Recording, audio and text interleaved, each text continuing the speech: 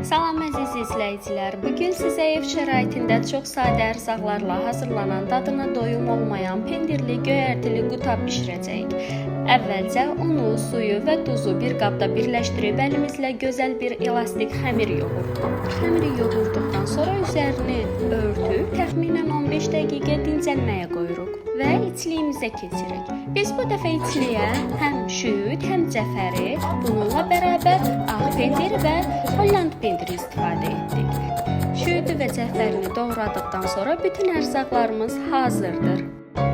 Artıq xəmirimiz 15 dəqiqə dincəldi və hissələrə ayrılmağa hazırdır.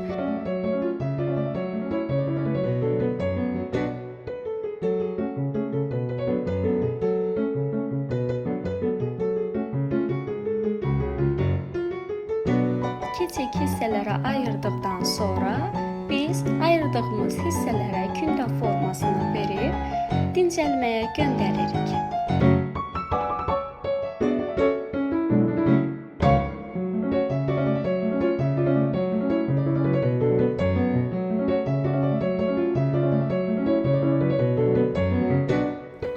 dəqiqə dincəldikdən sonra artıq gündələrimizi yaydıq.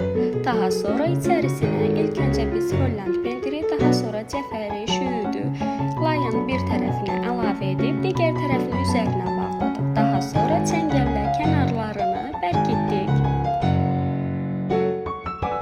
Digər bir formada isə ağ pendir və cəfəri şüyüd qarışığını əlavə edib üzərinə isə Holland pendirini əlavə etdik və qutabımızı bağladıq. Daha sonra yenə də kənarlarını bərkidirik və artıq hazırdır.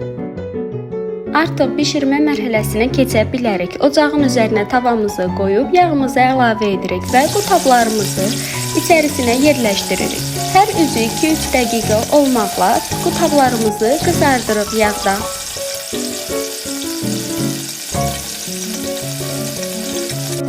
Artıq qutablarımız hazırdır. Üzəri qızılı, xırçıltılı hal aldıqdan sonra nuş edə bilərik. Videonu bəyəndinizsə like etməyi, kanalımıza abunə olmağı unutmayın. Təşəkkürlər.